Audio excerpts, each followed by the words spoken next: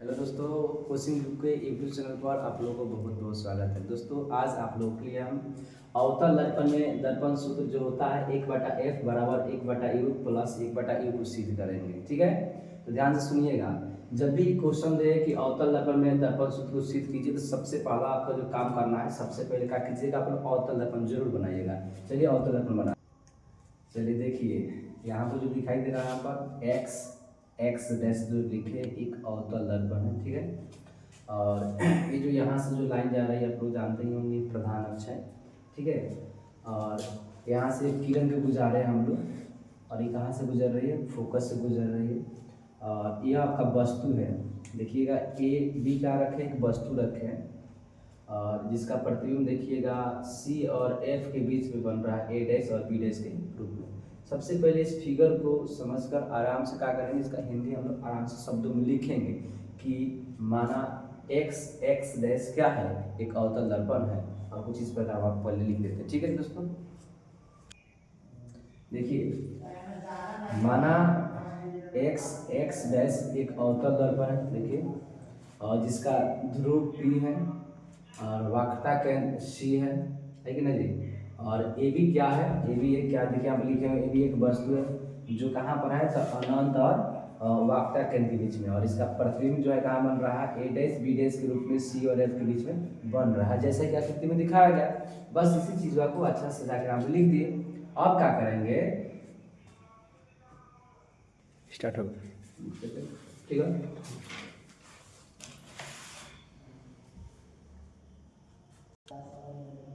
चलिए इस तरह लिखने के बाद जानते हो क्या करना है, इसको लिखने के बाद यहाँ गौर से देखिएगा, एक यहाँ त्रिभुज बन रहा है और एक यहाँ त्रिभुज बन रहा होगा, एक यहाँ भी त्रिभुज दिखाई देता होगा, एक यहाँ भी त्रिभुज दिखाई दे रहा है। ठीक है ना, अब आपको क्या करना है कि जो पहला जो त्रिभुज दिखाई दे रहा है, पहला त्रिभुज हो गया, दूसरा होगा, तीसरा, चौथा। सबसे पहले त्रिभुज ए बी सी जो दिखाई दे रहा है, और त्रिभुज ए डैश बी डैश सी दो को लेकर चलेंगे, और दोनों त्रिभुज के लेकर कोशिश करेंगे कि दोनों त्रिभुज को समरूप को सिद्ध करने के। आप लोग 9th क्लास में पढ़े होंगे कि दो त्रिभुजों को समरूप कैसे सिद्ध किया जाता है। समरूप सिद्ध करने के लिए कम से कम दो कोण जो होना चाहिए, कम से कम इक्वल करना होगा। आइए देखते हैं किस प्रकार इक्वल होगा। तो गौर कीजिएगा, आप गौर कीजिएगा, तो त्रिभुज ए बी सी में देखिएगा ये 90 डिग्री है, यहाँ भी, और इसमें देखिएगा इस त्रिभुज में यहाँ भी कितना, ए डैश के बगल में क्या बन रहा है, 90 डिग्री बन रहा है। तो सबसे पहले लिख दीजिएगा यहाँ पर कि अब त्रिभुज ए बी सी तथा त्रिभुज ए डैश बी डैश सी में, ए डैश बी डैश सी में, अब ये दोनों त्रिभुज में क्या खास बात दिखाई दे रहा है, तो गौर कीजिएगा। तो ये जो कोण ए दिखाई दे रहा है ये 90 डिग्री होता है, और कहा यहाँ देखिए कोण ए डैश भी कितना डिग्री होगा, 90 डिग्री। तो दोनों 90 डिग्री है, तो समकोण कौन से क्या हो जाता है, ये सिद्ध हो जाता है, बराबर हो जाएगा। तो सबसे पहले क्या करेंगे, मान लीजिए कोण 1 है, इसका नाम दे देते हैं कोण 1, नाम दे देते हैं, इसका नाम दे देते हैं कोण 2, तो कह सकते हैं। और इसका नाम दे देंगे कोण 3, और इस कोण का नाम देंगे कोण 4। तो ध्यान दीजिए, क्या हम कोण 1 बराबर क्या हम लोग कोण 2 लिख सकते हैं, क्या कोण 1 बराबर कोण 2 लिख सकते हैं? आपको एक जी सर लिख सकते हैं, कैसे, क्योंकि सर देखिए ये 90 डिग्री है और यहाँ भी कितना डिग्री कोण बन रहा है, 90 डिग्री, इसलिए हम लिख देंगे समकोण से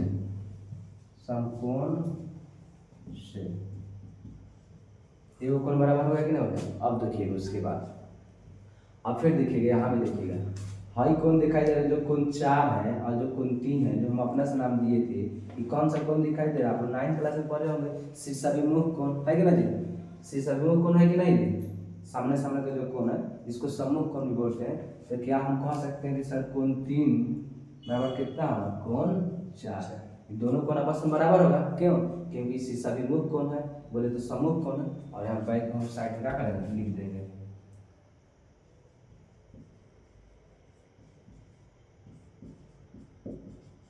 सम्मुख कोण से।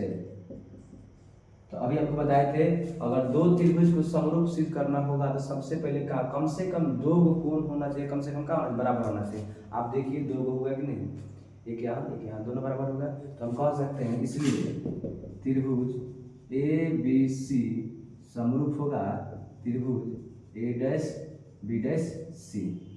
और एक खास बात, जब त्रिभुज समरूप हो जाती है तो आप लोग पढ़े होंगे कि जब त्रिभुज समरूप हो जाती है तो इसका जो संगत भुजा होता है वो आपस में क्या होता है, बराबर होता है। संगत भुजा कहने का अर्थ है कि आधार, सॉरी यहाँ पर लंब बटा लंब, लंब बटा क्या होगा, लंब बराबर होगा आधार बटा क्या होगा, आधार। कहने का अर्थ है कि जब समरूप सिद्ध हो जाए तो ध्यान दीजिएगा, है जो दिखाई दे रहा है आपका लंब और इसमें का जो लंब होगा दोनों आपस में क्या होता है, बराबर होगा। यहाँ देखिएगा, और आधार जो आधार का आपस में क्या होता है, समान बोले तो एक तरह से क्या होता है, बाटा में होता है। ठीक है, तो लंब बाटा लंब के लिए क्या कर सकते हैं, लंब इसमें बताइए क्या, इस त्रिभुज लंब क्या है, तो ए बी, तो इसकी जगह लिख देंगे ए बी बाटा, इसमें देखिएगा लंब क्या है, तो ए डैश बी डैश, ए डैश बी डैश। ठीक है, बराबर का चिन्ह दिया तो बराबर का चिन्ह दे देंगे। आधार इसमें देखिएगा पहला वाला आधार क्या है, तो ए सी है, तो ए सी उतर गया बाटा, इसमें आधार क्या है, तो ए डैश सी है, तो ए डैश सी उतार दीजिएगा। समझ में आ रहा है कि नहीं। उसके बाद क्या करना है हम लोग, आगे बढ़ते हैं। ठीक है, ए बी की जगह ए बी हो गया, ठीक है ना, ए बी की जगह क्या हो गया, ए बी हो गया। अब आगे बढ़ते हैं, देखिएगा अब देखिए ये जो हो गया ना, अब इसी को मान लेंगे समीकरण क्या, 1, इसको मान लेंगे समीकरण 1। अब हम लोग क्या करेंगे, दोनों त्रिभुज को हम लोग क्या कर लिए, समरूप कर लिए। ठीक इसी प्रकार आपको ये जो त्रिभुज दिखाई दे रहा है यहाँ और ये जो त्रिभुज दिखाई दे रहा है, इन दोनों त्रिभुज को भी क्या करेंगे, हम लोग समरूप करेंगे। चलिए देखते हैं, सेम इसी प्रकार हम इसको समरूप करेंगे। तो ठीक है, चलिए अब हम क्या करेंगे, है जो त्रिभुज दिखाई दे रहा है यहाँ पर और त्रिभुज यहाँ, दोनों को समरूप करेंगे। तो लिख देंगे सबसे पहले अब त्रिभुज किसमें बताइए, तो ए डैश बी डैश एफ में, ए डैश बी डैश एफ तथा एन, यहाँ पर दे देते हैं एस, मान लेते हैं, आप कुछ नहीं एस दे देते हैं, तो ये हो जाएगा एन एफ एस में तथा त्रिभुज एन एस एफ में। ठीक है, अब इसमें देखेंगे हम लोग इसको किस प्रकार क्या करेंगे, इसको समरूप करेंगे। तो आप देख रहे होंगे कि देखिए यहाँ दिखाई दे रहा है, यहाँ 90 डिग्री बन रहा है कि नहीं बन रहा, और इसमें क्या बन रहा है 90 डिग्री यहाँ। ठीक है, तो इसमें देखिएगा हम लोग 4 तक नाम दे दिए, इसका नाम डाल देते हैं, इस कोण का नाम डाल देते हैं 5, और इस कोण का नाम देते हैं 6, और इस कोण का नाम डाल देते हैं हम लोग 7, और इसका नाम डाल देते हैं 8। कोण का नाम होगा ना, तो सबसे पहले लिखेंगे क्या, कोण 5 बराबर, कोण जो 5 बराबर किसके होगा बताइए, तो कोण 6 के बराबर होगा। कैसे बराबर हुआ, तो कहिएगा समकोण से, क्या कहिएगा, समकोण से क्या होगा, इक्वल हुआ।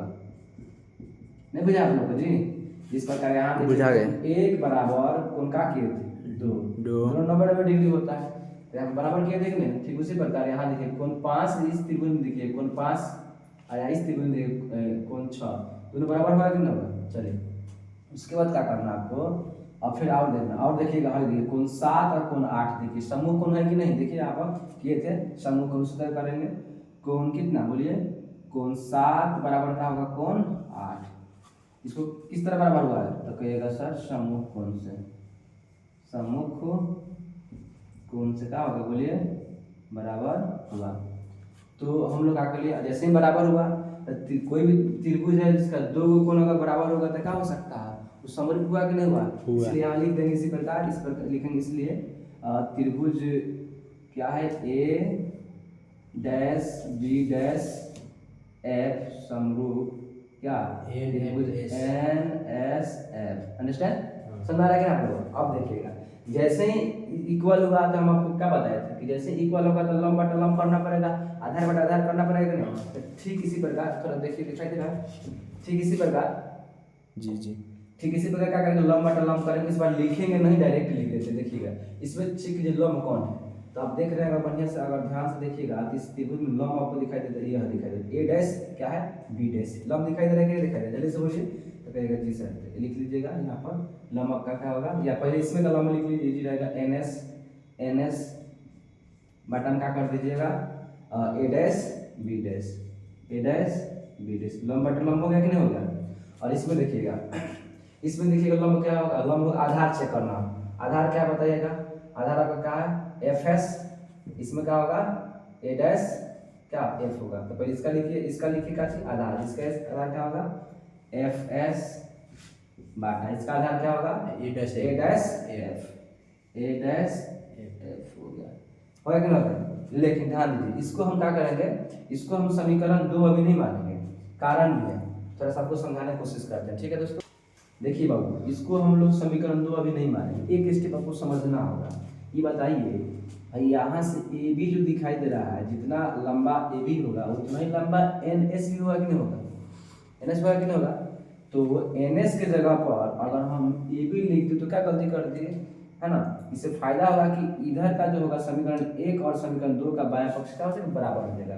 तो हम क्या करेंगे इस बार अगला स्टेप में क्या करेंगे, एन एस की जगह जो दिखाई दे रहा है एन एस की जगह क्या लिख सकते हैं हम लोग ए बी लिख देंगे। तो एन एस की जगह हम लिख देंगे ए बी बाटा ए डैश है तो ए डैश बी डैश है तो बी डैश बराबर है तो बराबर एफ एस है तो एफ एस, बाटा में क्या है ए डैश एफ है तो ए डैश, और तब मानेंगे इसको समीकरण का चीज 2।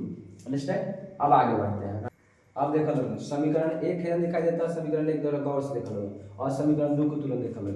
समीकरण 1 में देखा लोगे बा लिखल बा ए बी बाटा ए डैश बी डैश बानो आ हेवन देखा लोगे समीकरण देखा लोगे, सॉरी समीकरण में देखिएगा ए बी बाटा का है ए डैश बी डैश, और समीकरण 2 में देखा लोगे ए बी बाटा ए डैश बी डैश। मतलब समीकरण 1 और समीकरण 2 में बायां पक्ष बराबर। कहां तक बोल रहे हैं ए डैश बी डैश। चलिए देखिएगा अब लिखेंगे अब समीकरण 1 तथा 2 से।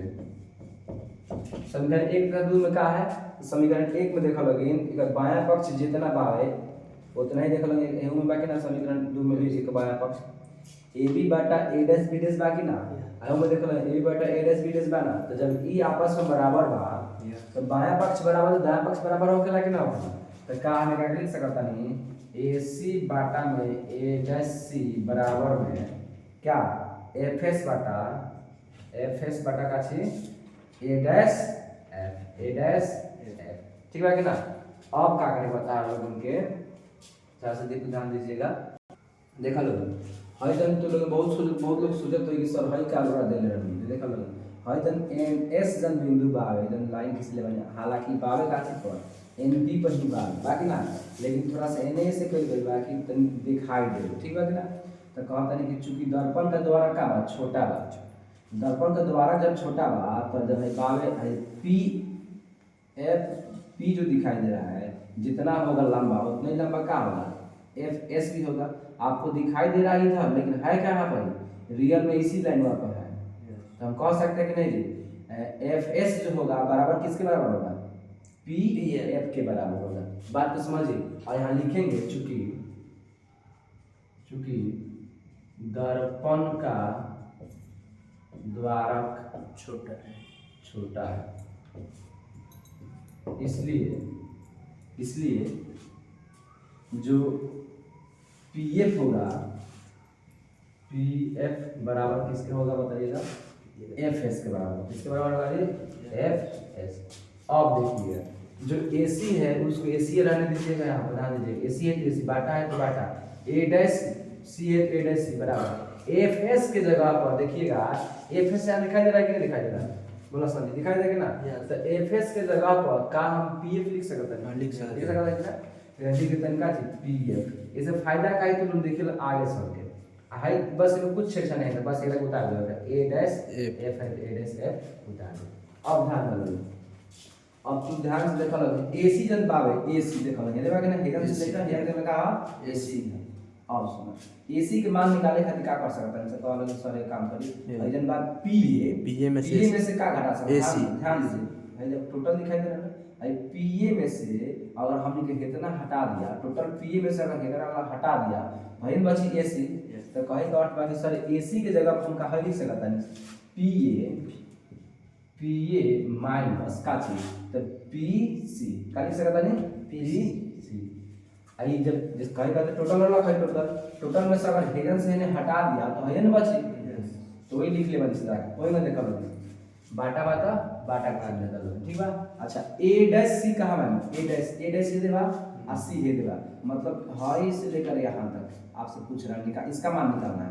तो टोटल निकालना कितना है पी और सी। तो पीसी में से घटाएगा पहले पीसी माइनस पीसी में से घटाएगा का चीज लेकिन पी ए डैश का घटाएगा पहले पी ए पीसी में से घटाएगा का चीज पी ए डैश बराबर पता बराबर। चलो पीएफ तो भाई उसमें कुछ नहीं घटा सकते, पीएफ के पीएफ पे रहेगा, कारण हाई जो यहीं बना है तो कहाँ से किसको घटाइएगा, गौर से समझिएगा। तो पीएफ के पीएफ पे रहने देंगे हम लोग, ठीक है। थोड़ा सा कंफ्यूजन होगा तो माफ कीजिएगा, क्योंकि यहाँ पर रियल में तो समझा नहीं पा रहे हैं, बाद में आएगा नहीं, तो कोशिश कीजिएगा समझने के लिए, या किसी को डाउट हो तो जरूर इसको कॉल करके पूछ लीजिएगा, ठीक है। देखते हैं आप, और इसका पीडीएफ हम बिठा दिए हैं, सबसे पहले आप देख लीजिएगा पीडीएफ, इसका हेल्प लीजिएगा, पीडीएफ बिठा दिए, उस पर जरूर देखिएगा और एक दो बार जरूर प्रैक्टिस कीजिएगा, जरूर आपको समझ में आ जाएगा, उम्मीद करते हैं, ठीक है बाबू। अब देखो हम क्या करेगा, और ए डैश एफ कहाँ है, देखो ए डैश एफ, तो ए डैश एफ है देगा, देखिए सर मैंने हाई पूछा था, देखिए एक मान निकालने के बाद टोटल पर देखा क्या बात है पी ए डैश का ना, पी ए डैश में से क्या घटा दिया क्या चीज, तो पी एफ है ना जी। अब हम मान निकाले के बाद ए डैश एफ में तो टोटल कितना बताओ पी ए डैश में से घटाने के बाद कितना पी एफ का घटा दे पी एफ, ठीक बा। तो निकल कर का चाहिए, अब ध्यान दीजिएगा, अब ध्यान दीजिएगा दीपू, थोड़ा सा ध्यान दीजिएगा। चलिए अब इसके बाद हम लोग को आगे जो बढ़ना है वो पी ए किसको कहेंगे, थोड़ा देखिए पी ए को क्या कहेंगे, पी और ए के बीच की दूरी जो है उसको क्या कहेंगे, वस्तु दूरी है कि नहीं बताइए, वस्तु ये पर खा रहा है ये पर, तो पी और ए के बीच की दूरी को वस्तु दूरी कहते हैं कि नहीं कहते हैं, वस्तु दूरी कैसे सूचित करते हैं यू से। तो सबसे पहले हम यहाँ पर देखेंगे कि अब लिखेंगे अब चिन्ह परिपाटी से, चिन्ह परिपाटी से सब लोग समझते हैं कि चिन्ह परिपाटी का होगा, तो पीए के का कहल जाए तो बता दो, पीए के का कहल जाए, और उसके बाद पीसी के का कहल जाए ध्यान देना, और पीएफ के का कहल जाए, और पीए डैश के का कहल जाए। चलो हम देखा टेंशन, तो देखिए पीए को सर हम का कहल जाए, पीए के कहल जाए वस्तु दूरी, वस्तु दूरी का पता है कि यू से डिनोट कर देगा, छोटका यू से, याद रखना छोटका यू से। और वस्तु हमेशा देखिएगा जो ध्रुव से बाएं तरफ है इसलिए हमेशा क्या होता है, वस्तु दूरी हमेशा ऋणात्मक होती है इसलिए माइनस लगा दिए, सब याद होगा, याद कीजिए बाबू, बड़ा इंपॉर्टेंट क्वेश्चन है। पीसी क्या है तो पी और सी, तो वाक्ता क्या है, वाक्ता त्रिज्या है, वाक्ता क्या है त्रिज्या है, और वाक्ता त्रिज्या जब होता है वह फोकस दूरी क्या होती है दोगुनी होती है, क्या होती है दोगुनी होती है, तो पता है उसको 2f लिख सकते कि नहीं लिख सकते 2f। और गौर कीजिएगा ये जो है ध्रुव से बाईं तरफ है कि नहीं, तो बाईं तरफ है तो क्या होगा ऋणात्मक होती है, तो इसलिए माइनस लगा देते हैं। पीएफ क्या है, तो पीएफ देख लीजिए क्या है, पीएफ क्या है आपका फोकस दूरी है, फोकस दूरी हमेशा क्या होती है ऋणात्मक होती है, फोकस दूरी क्या होती है ऋणात्मक होती है। और देखिएगा पी ए डैश क्या है, देखिए तो पी ए डैश क्या है, तो देखिए प्रतिबिंब दूरी है, देखिएगा पी ए डैश यहाँ प्रतिबिंब बना था, देखो तो पी ए डैश का है प्रतिबिंब दूरी, आप प्रतिबिंब दूरी का आपको पता होगा, प्रतिबिंब दूरी तो हम लोग हमेशा किससे डिनोट करते हैं v से, कथी से v से। आई प्रतिबिंब बना किधर है, तो ध्रुव से बाएं तरफ बना है इसलिए कैसे लगा देंगे माइनस। टोटल चीज हम तैयार कर लिए, पीए को क्या कहते हैं पीसी को क्या कहते हैं सब कुछ लिख दिया आप। अब सबसे पहले क्या करेंगे, अब आराम से पीए की जगह इसको पुट करेंगे, आराम से बना लेंगे, ठीक है।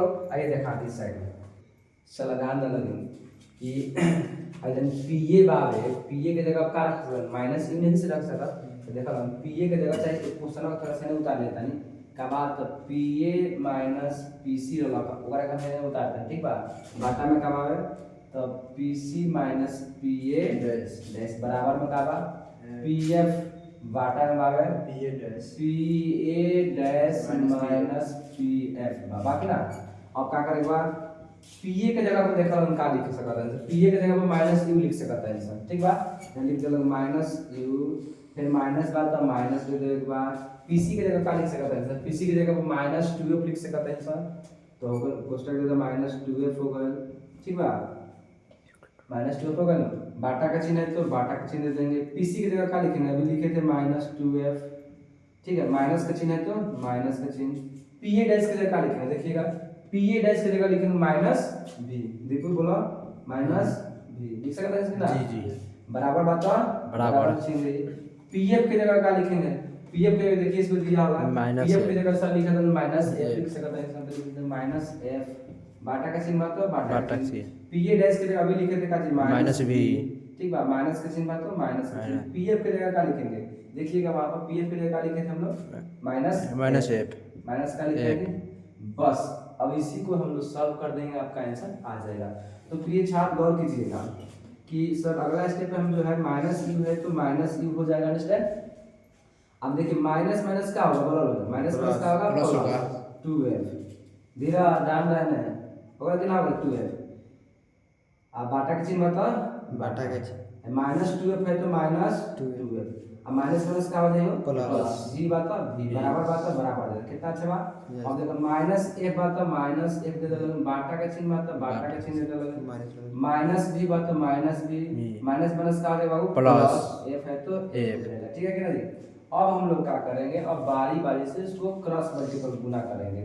तो थोड़ा सा आप लोग बताइएगा प्रिय छात्र कि माइनस v में उठाकर दोनों से गुना कराएंगे तो माइनस v में गुना करेंगे माइनस u से तो माइनस माइनस प्लस हो जाएगा ये हो जाएगा इसका रिजल्ट आएगा u v है ना जी। ऐसी माइनस में कराएंगे तो हो जाएगा माइनस 2f v ये ना होगा जी।